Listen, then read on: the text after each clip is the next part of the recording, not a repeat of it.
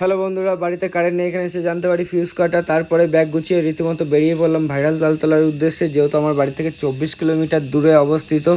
Viral তালতলার কাছে আমার একটা বন্ধুর বাড়ি থাকায় ওকে বললাম রাস্তায় দাঁড়াতে, ও রীতিমতো নিয়ে গেল কাল ভৈরব শ্মশানের ভিতরে সাইকেল রাখার জন্য। এখানে এসে দেখতে পেলাম একটা কালী মন্দিরও আছে, তার সাথে সাথে তালতলাটাও দেখতে অনেকটাই সুন্দর লাগছিল। চলো দেখো, এখান থেকে পায়ে হেঁটে চলে আসলাম তালতলার ভিতরে।